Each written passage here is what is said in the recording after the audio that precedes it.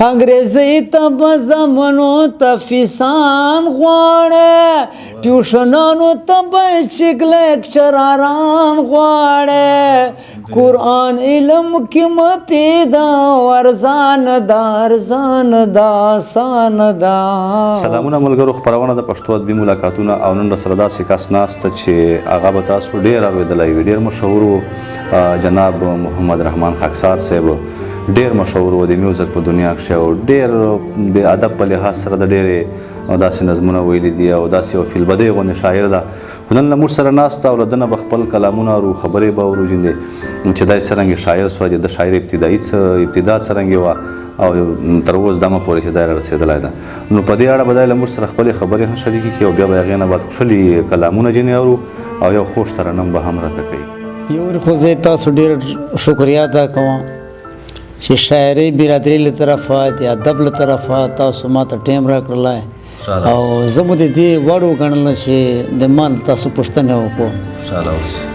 در لحاظ شاعري، در لحاظ حیثیت د شاعري یا ګلوکاري ما دا خپل جان ته بالکل ویلیو نه ده ورکړې، نه مې چاته دا جان ګلوکار ګڼلی ده نه شاعر. یعنې کې زه د هر چا سره داسې برابرۍ په بنیاد باندې میلاو سوی یم. پاته سله چې کومه تاسو پوښتنه وکړله چې دا شاعري ابتدا او انتها، شاعري د ما ابتدا دا ده چې جناب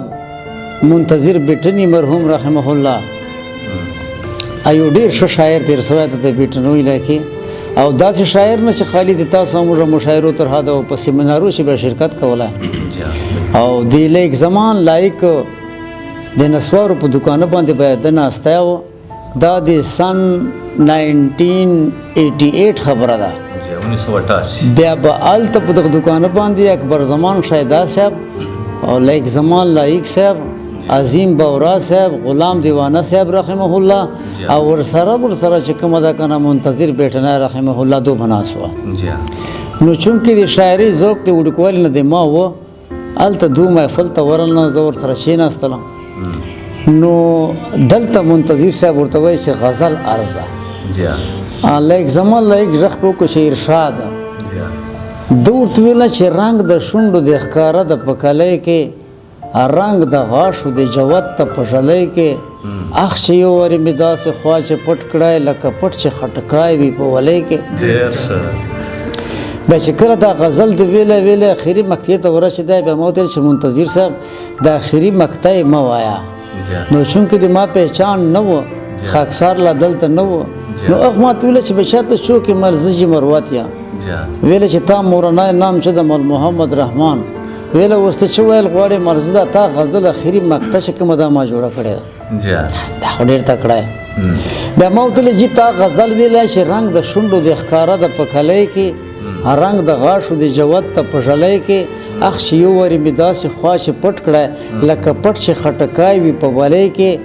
یاد رهې دا خبره یاد وساتو چې دلته دی د نسوارو په دوکانه چې د لیک زمان د ملګرو دوکانو چې ناست وه. نو ما ورته ویل چې ای یارانو حیراني ده او که نه ده، منتظر و د نسوارو کوټګۍ کې. بس بیا ده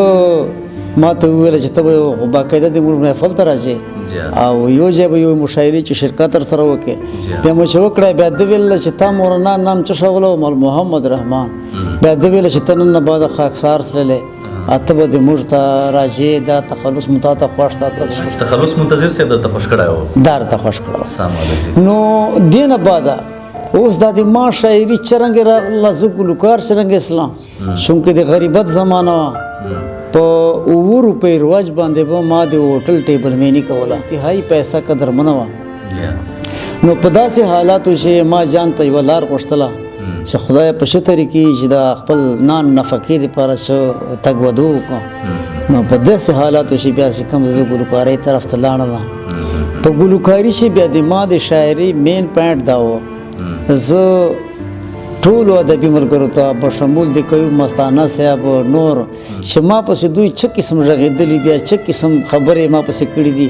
دوی به یو خپل نقطه نظر وي.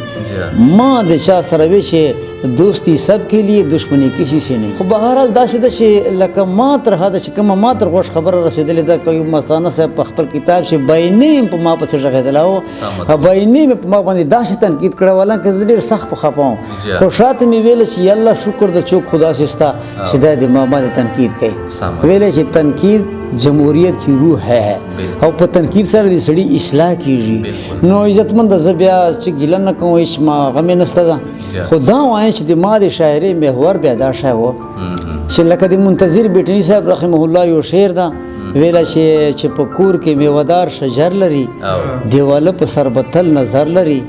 نو ما به دا ویله چې خاکساره اوس دا میوهدار و شجر په دا رمیوال نه پوهېږي په دا د هوټل نوکر نه پوهېږي په دا ساده سړی نه پوهېږي نو اوس دا بې تعلیمه ساده خلک په دې معاشرې چې شرنګې پوهه وي نو ما به د دو شعرو جواب لکه داسې ویله په کور کې میوهدار شجر لري دیواله په سر به تل نظر لري ما ورته ویله چې پیغله د چا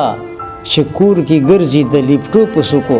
هغه به تل ساتي نظر د دیوالو په سکو پیغله نادانه وي د زړونو سره لوبې کوي پوهېږي نه د سرو ورونو سره لوبې کوي وي به صدا لکه کربوس که د لمبو په سکو کې باندې بیا چې کومه ده لکه د پېښور دا ګانا ما د ګلزار علم په آواز باندې واورېده چې ای کښلې عاشقان ازارول لویه ګناه ده د مینې لیونو پورې خندل لویه ګناه ده نو د ما د شاعرۍ محور یو خو دا و چې کوم طرز باندې به هغه شی ویله مین په هغه طرز باندې به ما پوره بل شی په جوړولی او و به د معاشرې ساده معاشرې سره او و به د خپل علاقې اصلاح غرض نو په دې سلسلې چې ما ورته ویله چې مخلوقه خویندو لوڼو خرڅول لویه ګناه ده او چې پیغله سي بیا ډېره شینول لویه ګناه ده خبره کتابي ده چې سترېږي ودوی پخه میوه په باغ چې پرېږدول لویه ګناه ده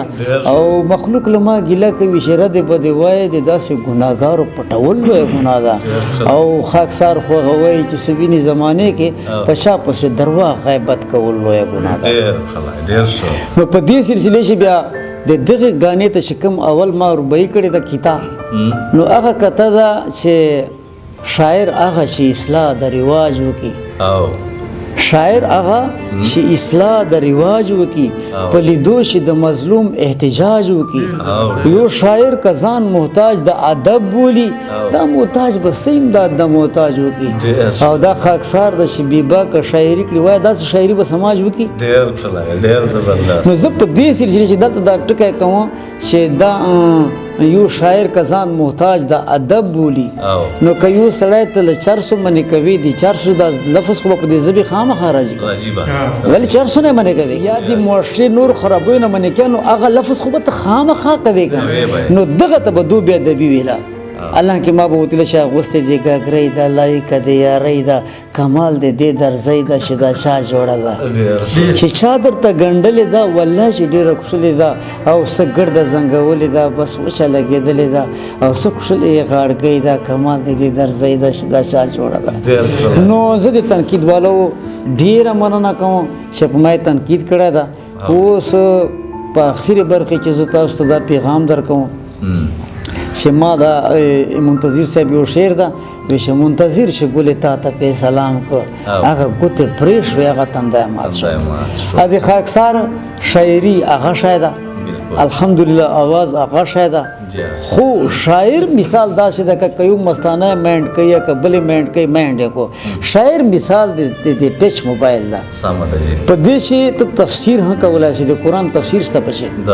په دې چې ته د علماو تقریر اورېدلی شې او په دې چې ته بلو پرنټ کتلی شې نو شاعر که د خپله شاعري مثبت استعمالوي د خوښي ده او که دا منفي استعمالوي د خوښي ده نو زه تاسو د ټولو شاعرانو ډېر ډېر مشکور یم چې تاسو تر اوسه پورې اوس خپل شعرونه راسره شریک که خاکسار به تر اوسه پورې چې تاسو ما ته لاس نه در اچولی زما والا نه دا ستاسو ډېره مهرباني خو زه دا وایم چې په معاشرې چې به قسمه قسم شاعران وي او زه دا وایم چې تاسو په دې ادب کې شامل کیدی شي نن یې نام وي زه بینیم نه اخلم دلته به ما ته راغی بیا ویله چې زه په رسول الله شاه باندې ریل کوم خاکساره یو شو غزلې به نه کې جوړې بیا به په 200 روپۍ ما غزل ورته جوړه کړله بیا به مې نام یې ده پسې ورکړله بیا به چې کله تاسو سره کښېناستی بیا به تاسو ته ویله چې زه خو مخکې نه پیدله چې په خاکسار مې کیسټ کولې زه خو اوس ته بیا ما رسول په شا کیسټ الانکې دا غزلې په خاکسار جوړې کړې وې سمه ده سمه ده سمه نو زه دا نه وایم ما د دې رد خط ما دا مطلب ده چې شاعري د ما والا د معاشرې د اصلاح په لحاظ وه معاشرې خرابیو ته به مې کتل په هغه به مې تنقید هم کولی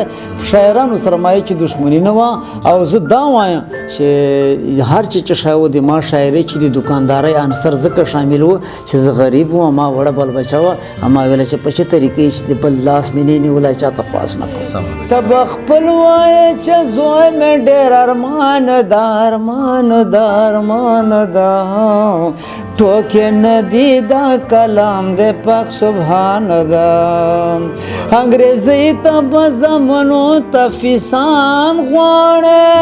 ټیوشنانو ته به چک لیکچراران غواړې قرآن علم قیمتي ده ارزان ده ارزان ده آسان ده ټوکې نه دي دا کلام د پاک سبحان ده والسلام